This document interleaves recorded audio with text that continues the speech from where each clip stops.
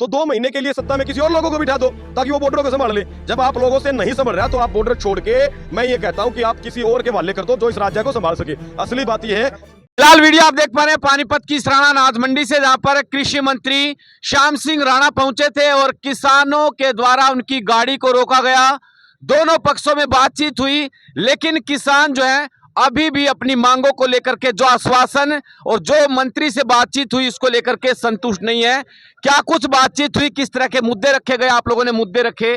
सरकार का दावा है कि भाई चोरी नहीं होने दी जाएगी और जो बाहर से दूसरी स्टेटों से गेहूं और धान आते हैं उनकी चोरी रोकने के लिए बहुत सारी चीजें हैं जो उनमें बदलाव किया गया है। देखिए, सरकार के मंत्री, कृषि मंत्री श्याम सिंह राणा जी आज इसराना की अनाज मंडी में आए थे। तो हम किसानों की मांग थी कि जो बायोमेट्रिक को लेके जो ये प्रोसेस इन्होंने चलाया वो किसानों के लिए एक नुकसानदायक साबित हो रहा है, क्योंकि किसानों का सारा सीजन ही गेहूं का 10 से 15 दिन का है। अगर बायोमेट्रिक में उलझेंगे तो 1 महीने पे सीजन जाके डटेगा। ऊपर से आसमान प्रकृति बारिश का कहर डाल रही है और गर्मी के सीजन में आगजनी फैलने का कितना ज़्यादा डर होता है और हर साल हजारों हजार एकड़ किसानों की फसल जल भी जाती है। तो हमने कहा कि आप इस बायोमेट्रिक को हटा दीजिएगा, इससे किसान परेशान है, नाखुश है। तो मंत्री जी ने कहा कि भाई ये तो मंडी में चोरी रोकने के लिए हम लेके आए हैं। तो हमने उनसे कहा कि मंडी में अगर चोरी रोकनी है तो बॉर्डर जो है वो पुलिस प्रशासन आपके अंडर आता है, और सारे बॉर्डर जो दूसरे राज्य से आपको पता है कि अनाज इन रास्तों से आता है, तो वहां पे पुलिस की चौकसी बढ़ा दीजिएगा, जिससे पता चल जाए कि हाँ भाई यहां से अनाज आता है। चोरी के ट्रक पकड़िएगा आप।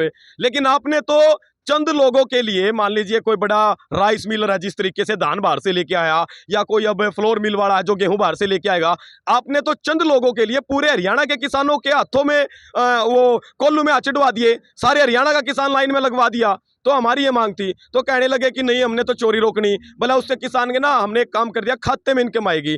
आप एक बात देखिएगा, खाते में इनकम आएगी। चलो मान ले 3 एकड़ का मैं जमींदार हूं, मैंने 3 एकड़ की धान डाल ली, धान बिकी मेरी लगभग 1,80,000 रुपए की। सरकारी रिकॉर्ड में वो चला गया कि इन्होंने तो जी 1,80,000 रुपए तो इसकी एक खाली गेहूं की इनकम है। अब आप एक बात देखिएगा, क्या सरकार इस बात को मानने के लिए तैयार है कि गेहूं की फसल को पैदा करने के लिए कितना ज्यादा खर्च किसान को देना पड़ता है? 949 रुपए प्रति क्विंटल सरकारी आंकड़ों के हिसाब से गेहूं की फसल पे खर्च आता है।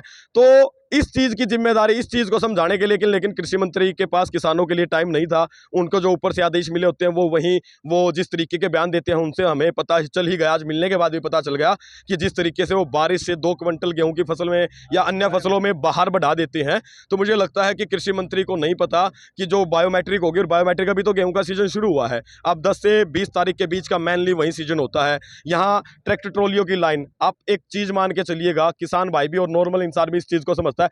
5 मिनट अगर मान लीजिए हम इस प्रोसेस में लगाते हैं, भाई गेट पास कटा, ट्रैक्टर का फोटो हुआ, अपना सारा सब कुछ, तो 1 घंटे में 12 कटे, 12 घंटे मशीन चलती है तो कितना हुआ? 12 144 है। एक दिन में 144 व्यक्तियों का, चलो मोटा मोटा हम 200 मान लें, एक मशीन 1 घंटे में 2 एकड़ के गेहूं काटती है। तो आप सोच के चलिएगा कि एक गांव में लगभग 10 मशीनें चली हुई है, तो क्या 2 गांव की भी अनाज को मंडी में जगह मिलेगी? और दूसरी बात ना, उठान टाइम पे होगा।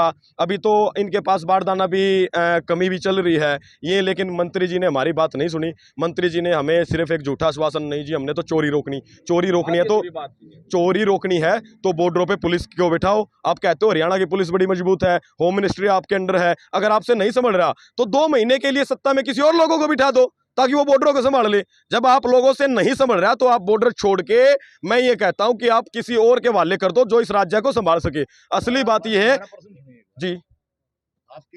तो दिलबाग जी, आपने कोई सी किसान की बात की, कौन से गांव का किसान था जिसकी जान चली गई है, यानी मौत हो चुकी है, उसके बावजूद? बुढ़श्याम गांव का किसान था और उसकी 32 साल एज थी और वो गुजर गया। अब उसका हनी कोई समाधान नहीं है। उसका नाम था दलबीर स्नोप अमर सिंह नाम था। तो उसका परिवार अब कहाँ गेहूं बेचेगा? एक तरफ मंत्री जी कह रहे थे अगर जो मंडी में सुधार है उस तय, तो पहले गेहूं पैसे जो आड़ती पाते थे, आड़ती ने कौन से ने पैसे मार लिए ये बताओ मंत्री जी। अब क्या हो रहा है? आड़ती से पैसे किसान पहले लिया हुआ है, जब मैं खाते में फिर दोबारा आड़ती को देखा हुआ है, पहले आड़ती अपने आप रख लिया करता।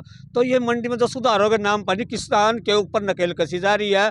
और ये है नहीं, जो पहले कृषि 3 कानून आए थे नहीं, उसको सीधे रास्ते से लागू ना करके